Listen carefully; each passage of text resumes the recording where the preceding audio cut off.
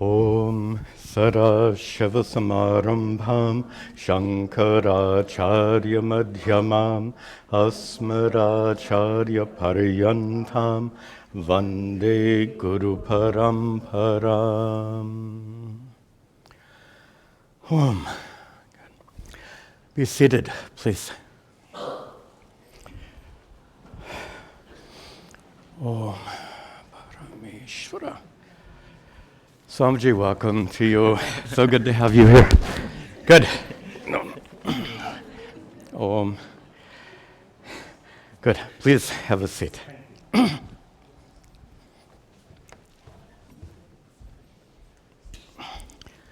Good.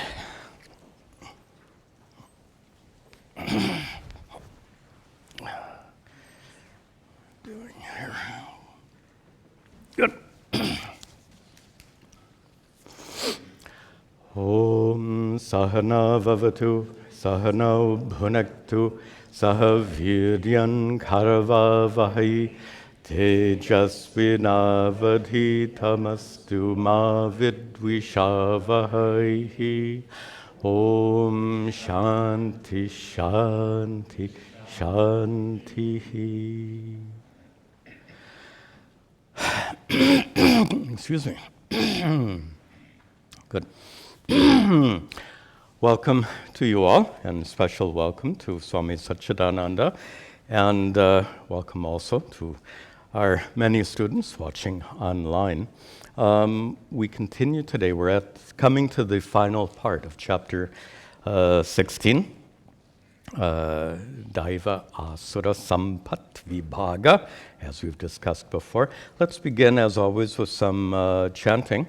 And as always, as I'm chanting the line, read the translation and then repeat after me. We want to start on 19. Yes, 19. Good. Tanaham dvashata kruran, tanaham dvashata kruran, samsareshu naradhaman, samsareshu naradhaman.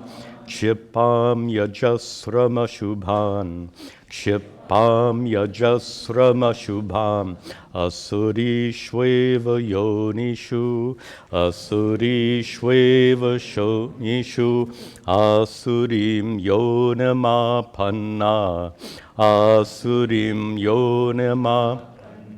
Mudha janmani janmani, mudha janmani janmani, mama prapyaiva kaunteya, mama prapyaiva kaunteya, tato yanti adhamam gatim, tato yanti adhamam gatim, trividham narakasyedam, trividham narakasyedam, dvaram nashanam atmanaha, dvaram nashanam atmanaha, kama krodhastata lobhas, kama krodhastata lobhas, tasmade tatrayam tyajet, tasmade tatrayam tyajet.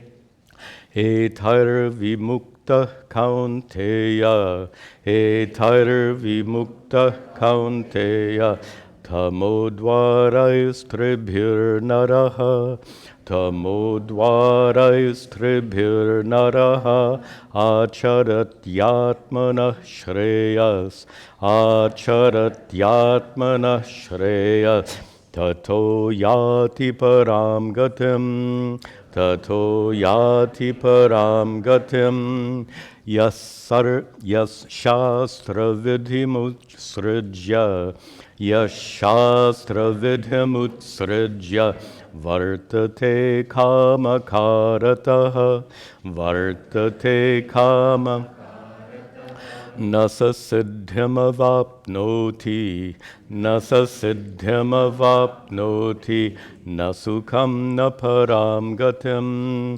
nasukam na param gatim, Tasmat Shastram Pramanam Te. Tasmat Shastram Pramanam Te. Karya Karya Vyavastitau. Karya Karya Vyavastitau. Nyatva Shastra Vidhanoktam. Nyatva Shastra Vidhanoktam. Karma Kartum iharhasi.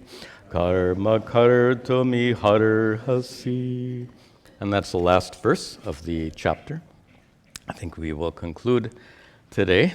In our last class, we had finished with this verse 19, where Sri Krishna says, it sounds quite harsh. He says in the second half, Chipami, I will throw them. Who? Those with the asuri sampat, those with the so-called demonic attributes. I will throw them ajasram, again and again. I will throw them where? Ashubhan. I will throw those who are ashubhan, those who are impure. I will throw them where? Yonishu, into future births, which are asurishu, into further asura yonis, into further asuric births, meaning they're stuck. So, and in fact, I'm going to hold off on that comment because next verse will talk about it. But here, the harshness of Sri Krishna, several people commented on, and I'd like to address that. They said, why is Sri Krishna being so mean? Sounds mean. Or worse, punitive. He's punishing them. And neither one of those observations are true. So we need to understand a little bit about the doctrine of karma, which says for every act you commit, you receive the results. For your good acts, you receive desirable results. For your harmful acts, you receive undesirable results. And we understand Ishvara, here, Sri Krishna, to be the karma phala data. This is the key. The giver of the fruits of those actions. So, when Sri Krishna sends them into further undesirable births, what Krishna is doing, Sri Krishna is giving them the fruits of the actions they themselves have committed. And here's a good metaphor to help you understand what's going on here. Suppose you go to a fancy store and you're examining a piece of glasswork, some kind of vase or sculpture, very elaborate sculpture, maybe costing several hundreds of dollars. And as you're holding it, you're examining it, you drop it. And it smashes into 100 pieces. The manager of the store comes over to you and asks you to pay for the broken item. He says, you just bought it, is the language they might use. Now tell me, is the store manager being mean to you? Is the store manager punishing you? You broke it. You are responsible for that breakage, not the manager. So the manager is merely making you fulfill your responsibility, making you receive the consequences of your action. So your act of dropping it has a consequence, and the manager is merely the agent of bringing that consequence around. So you can't blame the manager, it's a consequence of your own action. In this way, we understand Sri Krishna's words better. So he's not being mean, he's not being vindictive or punitive. He is merely serving as karma phala data, and without bias, giving the fruits of action every person has earned. So those who have lived asuric lives have accumulated a lot of papa karma. They will suffer the consequences of that. Sri Krishna is the karma paladatta, giving them the consequences of all of that. So that's what's described here. It's important to know that this idea of a God who punishes the bad and rewards the good, that image is not true to the way Ishvara is understood in the Hindu tradition. There are two factors here. One is there are some stories in the Puranas which make Ishvara sound at times very vindictive or giving special favor. But please remember, the Puranas are symbolic stories, and they are not the main scriptures on which this tradition is based, the Hindu tradition. There's another factor which I think is far more insidious, and that is this idea of a God who punishes the evil ones and rewards the good ones is a very biblical idea. It's very strong in the biblical traditions. God is the lawgiver. God is the one who will punish you, and punish you for all eternity for your bad deeds. That biblical idea has crept, this is my observation, it seems to have crept into the Hindu worldview to some measure, perhaps due to the presence of so much Christianity in India. And Islam also has the same perspective. So the presence of Islam and Christianity in India for so many centuries seems to have rubbed off a little bit. Let us recognize that Ishvara in the Hindu tradition is not a God who punishes the evil, is not a God who rewards the good. Ishvara is the one who is the karma pala datta, who gives you the fruits of the deeds you have committed. Okay, enough said. Let us proceed. Asurim yonemapanna, asurim yonemapanna, mudha janmani janmani, mudha janmani janmani, mama prapyaiva kaunteya, mama prapyaiva kaunteya, tato yantyadhamam adhamam gatim, tato yantyadhamam gatim. So those who are asurim yonim apannaha. Prior verse, Sri Krishna says, I send them to asuric yonis, meaning undesirable rebirths. So being born into a family where there are no proper understanding of Dharma, and sad that there are so many families like that. In ancient times, there was, some of you know, the origin of the English word thug was a subcaste or a group of family called Thugee. So the British took that word Thugee and converted to thug. And the significance was this family called Thugee, they were all thieves. So if you're born into the Thugee family, into the Thugee clan, what will be your profession? Right? You have no choice. You know, in modern times, we take it for granted that you get to choose your profession. You know that only several hundred of years ago, that wasn't the case anywhere. In Europe, in India, in this country, if you were born to a farmer, you became a farmer. If you were born to a barrel maker, you made barrels. By the way, barrel maker in English is cooper. So, no choice up until just 100 or 200 years ago. So if you were born into a family, the Thugee clan, you became a thug, a thief. So Sri Krishna, referring to those who are mudha, who are completely deluded, meaning overcome by this asuri sampat, these so-called demonic qualities.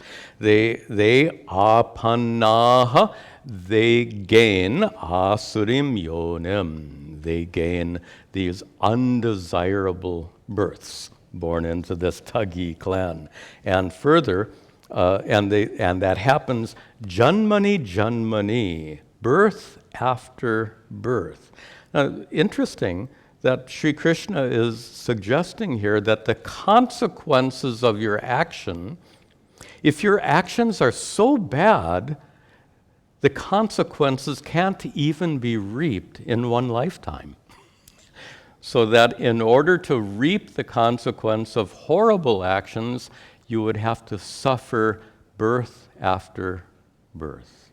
Think about terrible ones. We talked about Hitler in our past class. So we might presume, we have no way of knowing, but we might presume that someone like Hitler would suffer not just a lifetime, but life after life after life as a consequence of those harmful deeds.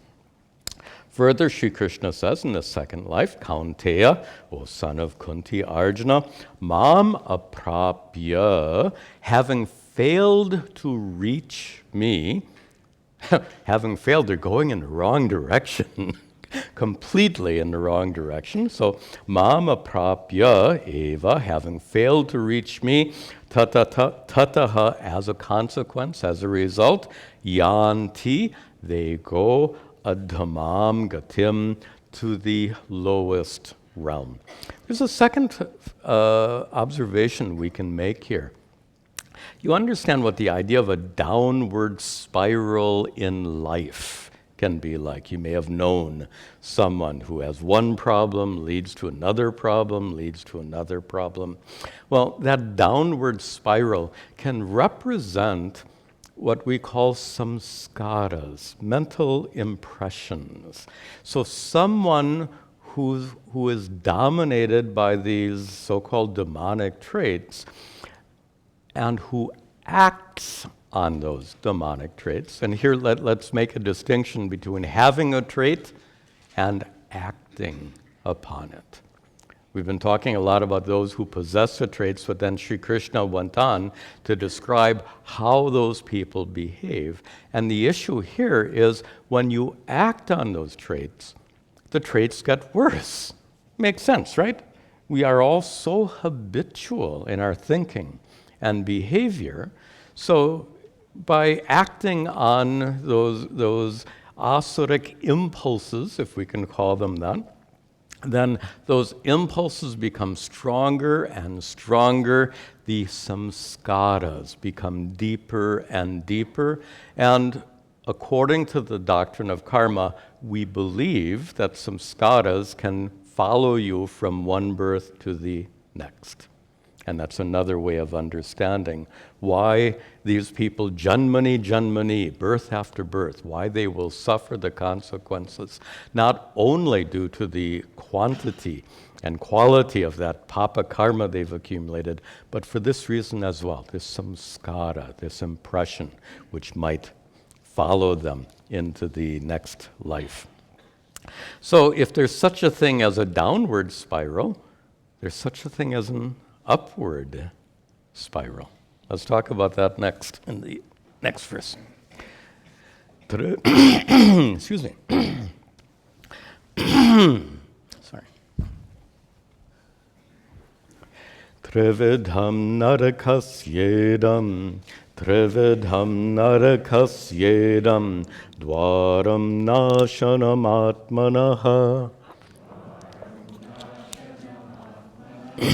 Kama krodhas tata lobhas, kama krodhas tata, tasmade tatrayam tyajet, tasmade tatrayam tyajet.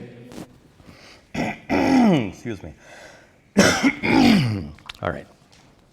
So, Sri Krishna says that there is, end of the first line, idam dwaram. There is this gateway. What kind of gateway? Narakasya idam dwaram. A gateway to hell. Sounds good?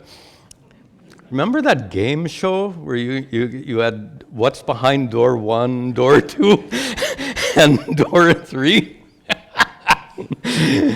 3 gateways to hell, Sri Krishna says here. And these gateways are nashanam atmanaha. These gateways are nashanam, they are destructive, atmanaha, to oneself. And these gateways, as I said, are trividham. There are 3. So idam dwaram, the gateway narakasya to hell, is trividham. 3-fold is the gateway to hell. And what are those 3 gateways? Kamaha, desire, krodhaha, anger, and lobha, greed, acquisitiveness, is grasping. These are the 3 gateways to hell. And of course, this is just, it's a little arbitrary. Why 3? You could go on, you could say 30 or 300 gateways to hell. He's just picking these 3 of the many asuric tendencies. So he picks these 3 and says these 3 are the gateways to hell, representing this asuri sampat.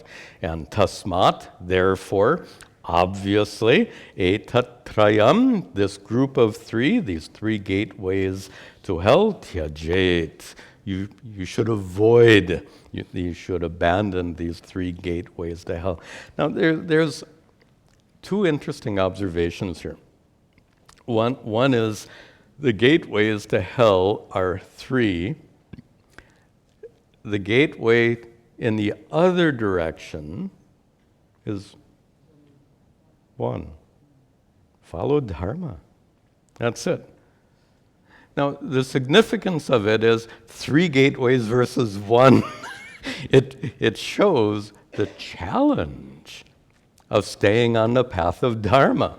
It's easier to stray from the path of dharma because there are 3 opportunities for adharma, 1 opportunity for dharma. That's not mathematical. Don't take it too literally.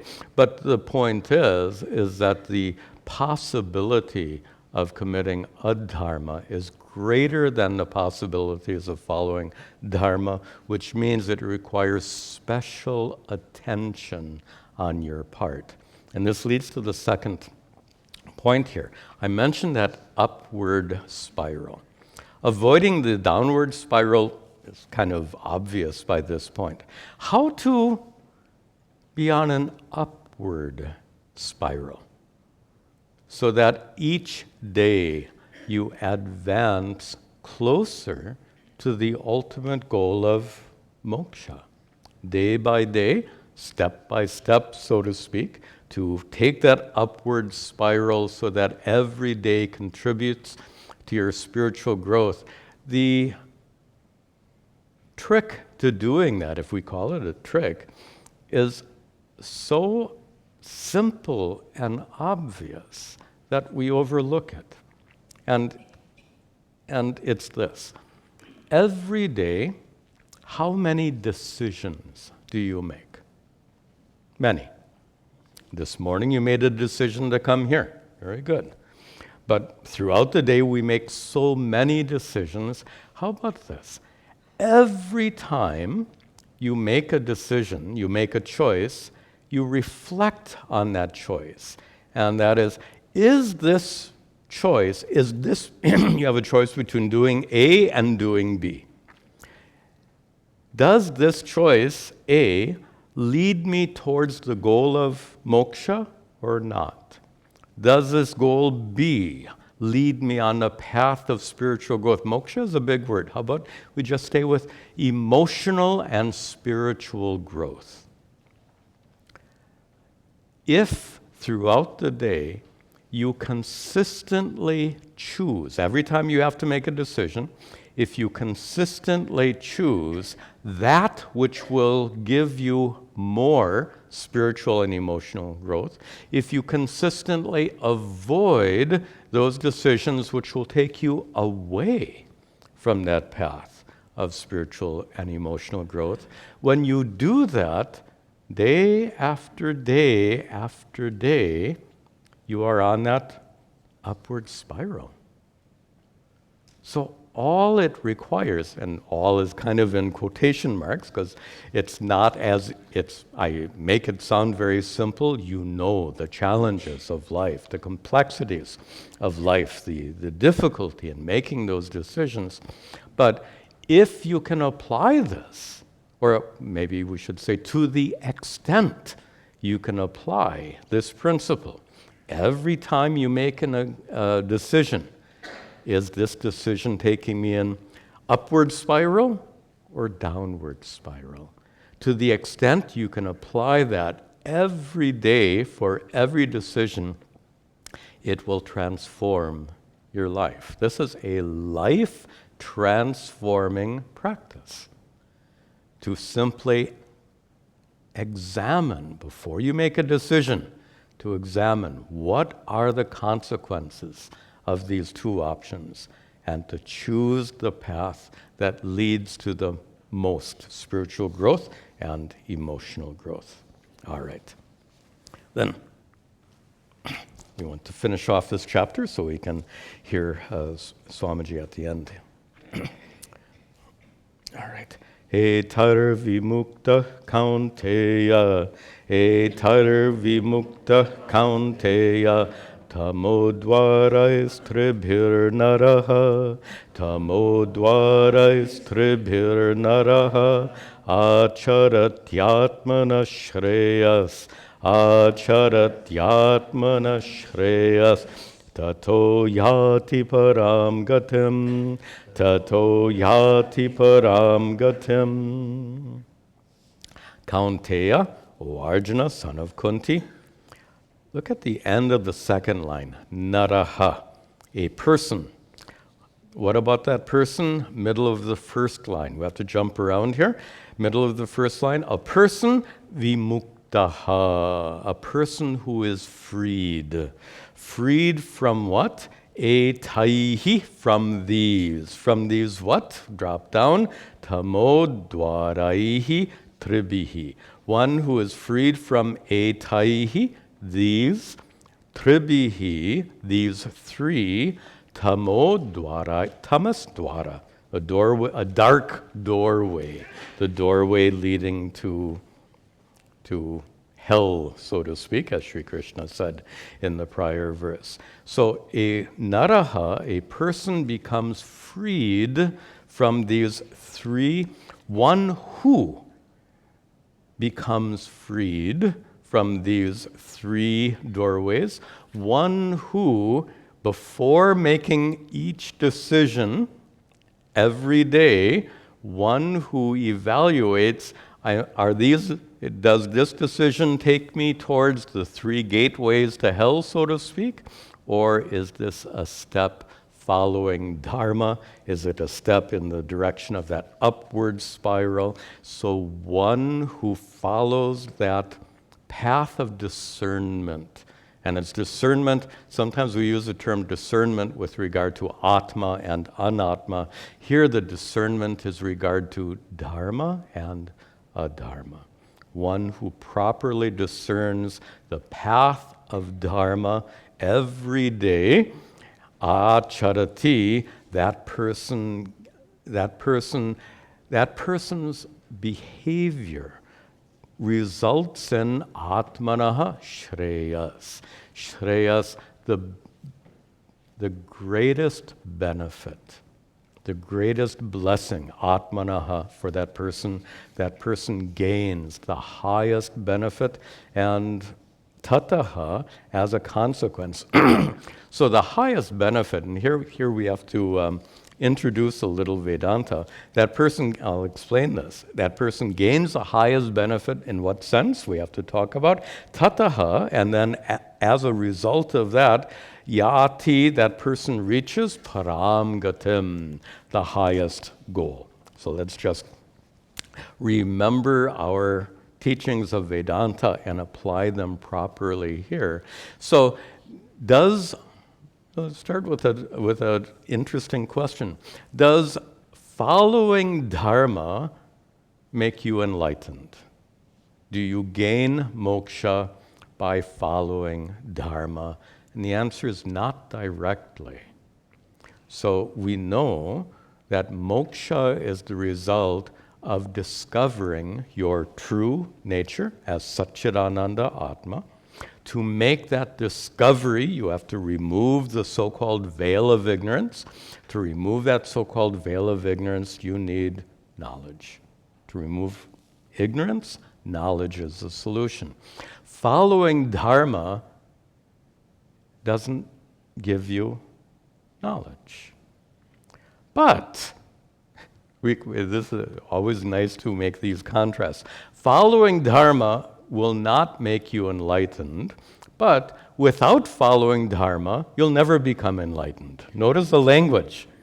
Following Dharma won't make you enlightened, but without following Dharma, no one becomes enlightened. Why? Remember in our prior discussions, more Vedantic discussions, here the topic is Dharma, but when we've been talking about more Vedantic topics, we know that in order to gain this knowledge, you have to be prepared to gain that knowledge. You have to have adhikaritvam, preparedness. How do you gain preparedness? By following that upward spiral. So that upward spiral makes you prepared, and then this Vedantic knowledge removes that veil of ignorance, makes you enlightened, gives you liberation, moksha. So then we say that following Dharma is necessary. In Western philosophy, they like this term, necessary but insufficient cause. They like this kind of language. Following Dharma is a necessary but insufficient cause for reaching moksha. That makes sense? It makes sense. Okay. Then, Yashastra vidhamutsrijya Yashastra-vidhamutsrijya vartate kamakarataha vartate kamakarataha nasa siddhimavapnoti nasa siddhimavapnoti nasukam na param gatim nasukam na param gatim. So once more, Sri Krishna comes back to consequences, the consequences of not following the path of Dharma. And he points out two factors that cause people to stray from the path of Dharma. Yaha, one who Shastra vidham utsrajya, utsrajya, casts aside, abandons what? Shastra vidhi. Vidhi rules, the rules of the Shastra scriptures. One who abandons scriptural rules, and scriptural perhaps is a little bit too narrow here, but Sri Krishna is using this language to point out that our understanding of Dharma comes from Shastra. And just the most important case, the most important example of Dharma being dictated by Shastra, this is a little bit important point. When you hear this term Shastra Vidhi, the rules of the scriptures, you might be thinking about the 10 Commandments of the Bible, right? Shastra Vidhi, you have to follow these rules. And if you don't follow these rules, watch out. Well, that is very much the biblical perspective. But we've actually discussed this topic several times already, and that is, you will not find a list of commandments in any scripture. It's not there. Why? Because it's not a very sophisticated approach to Dharma. It's a very simplistic approach to Dharma, and I would suggest it's an approach that works for people who, there are people who need to be threatened in order to do the right thing. Not you. But there are people who need to be threatened to do the right thing, and these commandments are like threats. You better follow these 10 rules, or else you will be cast into eternal damnation. The approach of Hindu scripture could not be more different, as we've observed several times in the past. There are no lists of commandments to be found in our scriptures. Instead, there is one principle. Instead of many commandments, there is one principle. You know it well. Ahimsa paramo dharmaha. That statement, ahimsa, not causing harm, is the parama dharma, is the ultimate principle of Dharma. That statement comes at least half a dozen times in the Mahabharata, and it comes in the Manu Dharma Shastra, it comes in other scriptures. This is the one principle. So instead of Shastra Vidhi here does not mean a list of commandments that you have to follow or else. Shastra Vidhi means following this one principle, always choosing the course of action that causes the least harm. That's it. It's a principle of least harm, acting in such a way that we cause the least harm to others, to ourselves, to the environment. Whatever we do, let it cause the least harm. So that's what Shastra Vidhi means here, not following commandments, but following the principle of ahimsa, which is the main principle of Dharma. So the persons who ignore that principle of Dharma, and the people who are vartate, who live their lives kama karataha, driven by kama desire. So 1, ignoring Dharma. 2, being driven by kama. That's enough. So ignoring the principle of Dharma, being driven by desire. What about that person? Saha, in the third line, that person, siddhim na avapnoti. That person will not be successful. Now, what do we mean by success? We actually had this discussion recently where I said that someone who is adharmic may actually gain more wealth than someone who's very dharmic, right? Someone who bends the rules, someone who cuts corners, someone who violates certain laws and rules for financial gain, they might indeed become more wealthy. But Sri Krishna says, siddhim na avapnoti, they won't be successful. Depends on how you define success, right? If you have a lot of money and you're miserable, what good is it? You know that very well. The goal of life is not the accumulation of money. We understand money is valuable as a tool. It's a means to an end. Money is not the end. So, by following by following a path of a dharma, to accumulate money is not success. It's the mere accumulation of money. What is success? A life you want to live, a life of peace, contentment. And the fact is that when you violate laws of dharma, it puts you in a state of conflict. Now, so you break laws to to accumulate this money, now you're worried about being arrested for what you did because you violated laws. You have more worries and concerns.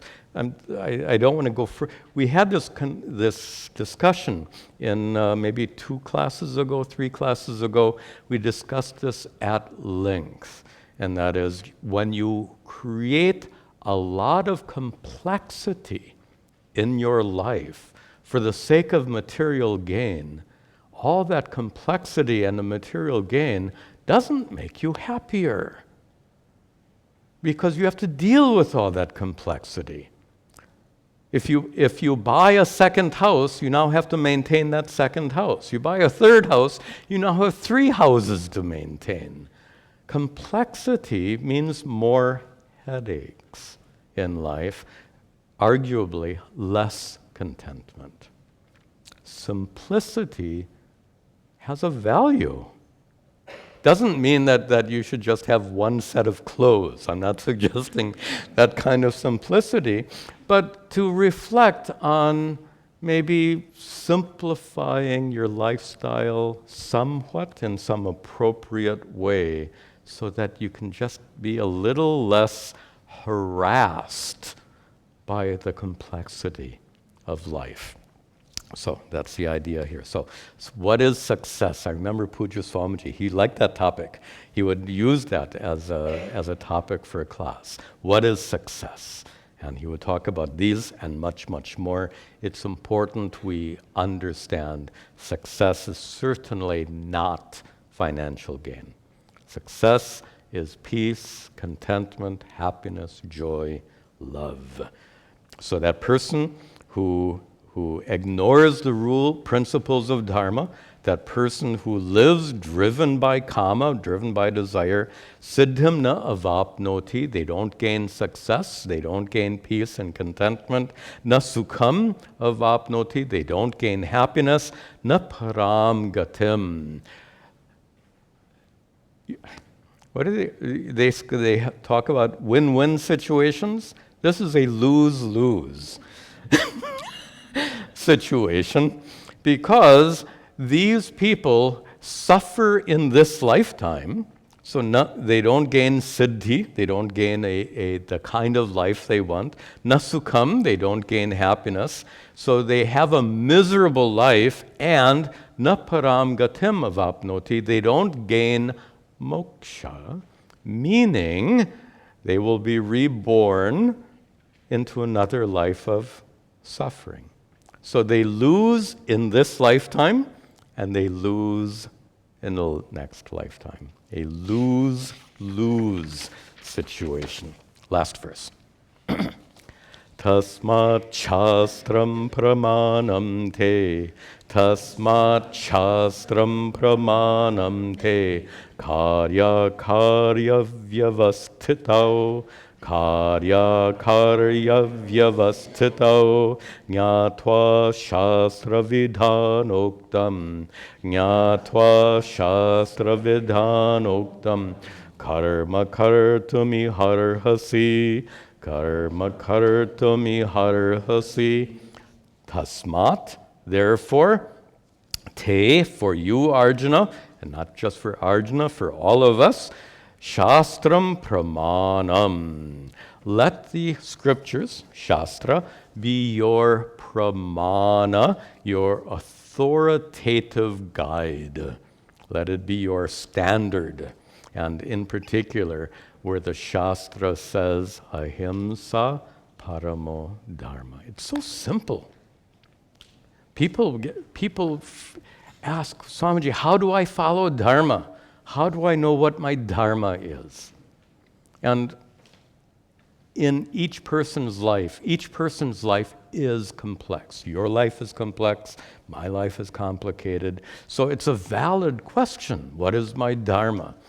But the way to approach that question is so simple. Ahimsa paramo dharma. Take the path of least harm or flip it around. So instead of using that negative term of ahimsa, put it in positive terms. To avoid himsa means to go towards that which is the opposite of himsa. This is interesting. What's the opposite of harm? Didn't think about that, did you? And it's surprisingly tricky. What is the opposite of harm? In the Mahabharata, it gets flipped around, and he uses the opposite. And the word used, very strange word, anrishyamsam. I don't know if you've seen that in Mahabharata. And it's a complicated word for compassion. The opposite of harm is compassion. Why? Compassion leads to help. Obviously, in simple terms, the opposite of harm is help. Make sense? Opposite of harm is help. But that help doesn't ordinarily come without motivation. And the motivation for that help is compassion. So, instead of having your main principle being avoiding harm, you can flip it over. And that is being helpful and cultivating compassion so that you can be even more helpful. So that's a reinterpretation of this principle of dharma. So here it says, Te, for you, let the Shastra, let the scriptures be your pramanam. Simply let them be your guide. Your guide for what? Karya, akarya, vyavastitao. Your guide with regard to two things. What is that? What is karya, what should be done, and what is akarya, what should not be done. And I'll paraphrase that first half. Let the principle of dharma be your guide for what you should and should not do. How do you interpret that principle of dharma? I said in two ways. Either it's a principle of least harm, or it's a principle of help and compassion. Either way. Jnatva shastra vidhana uktam, and jnatva, having known, having understood that which is uktam, that which is taught. And what is taught? The vidhana, the mandate of the Shastra, of the scripture. What is the mandate of the scripture? Ahimsa paramo dharma. That much. So understanding the scriptural mandate for following dharma based on the scriptural mandate that you should follow dharma, based on that karma kartum arhasi. Sri Krishna addresses Arjuna. Arjuna, kartum arhasi, you should do karma, action. You should act in accordance with the principle of dharma. Is basically what this whole verse says. You should act, you should fulfill your duties in accordance with the principles of dharma. Of course, for Arjuna's duty was what? People complain about, oh, Swamiji, I have so many responsibilities, I have so many problems, I have to take care of this, I have to take care of that. What was Arjuna's responsibility at this point in the Mahabharata? He had to go to war against his own family members. That was his responsibility. And he had to do so because if he failed to do so, the consequences would be even worse, as we discussed at the very beginning of our study of the Bhagavad Gita. Fighting a war is horrible, but there are times when not fighting a war is worse. And that was the situation Arjuna confronted. So Arjuna's responsibility was a terrible responsibility. And Sri Krishna here, actually throughout the Bhagavad Gita, again and again and again, Sri Krishna is encouraging Arjuna to go ahead and fight. In the context of the whole Mahabharata, the Bhagavad Gita can best be understood as a what's the word I'm looking for? As a in a locker room, you get a pep talk. That's the term I'm looking for. Pep talk. In the context of this massive Mahabharata, the Bhagavad Gita is a spiritual pep talk.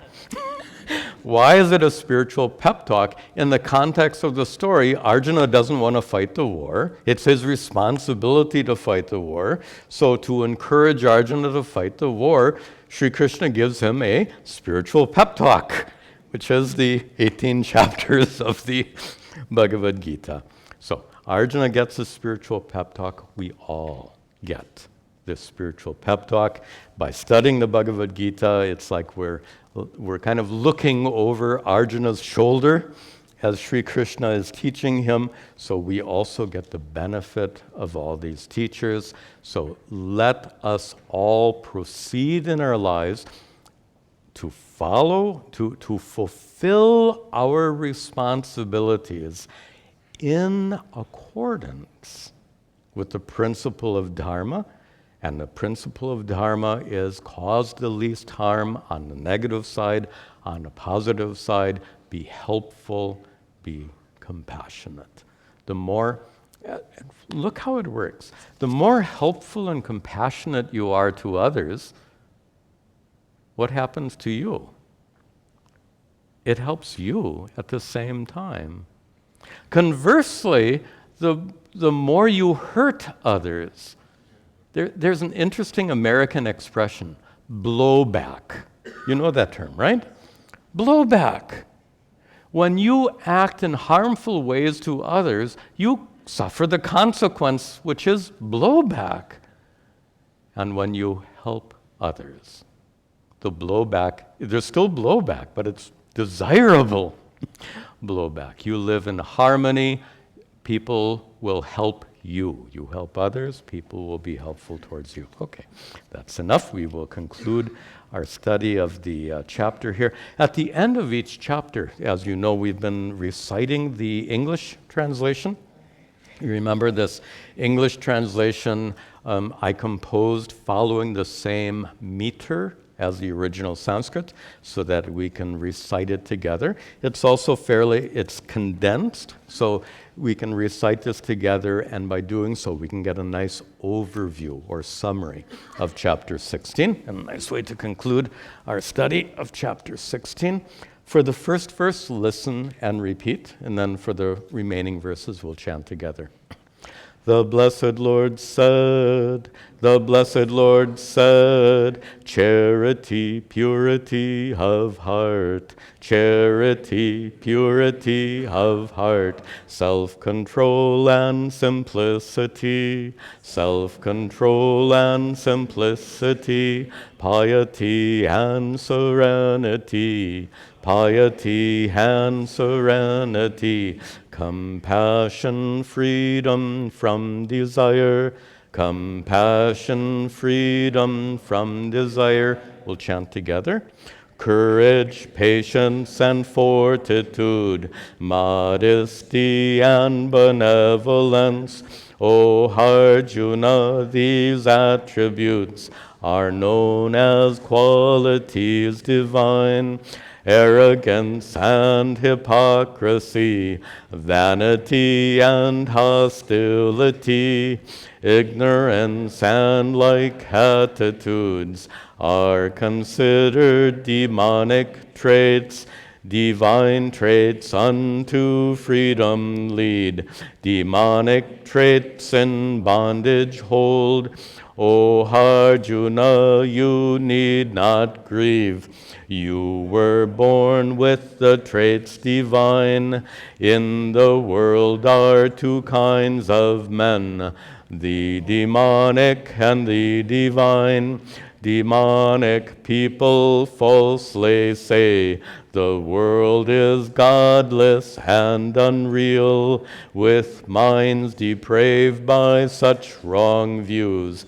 They ravage the world with brutal acts, driven by unquenchable greed, and by arrogance, pride, and lust, bound by cravings 100-fold, compelled by anger and desire.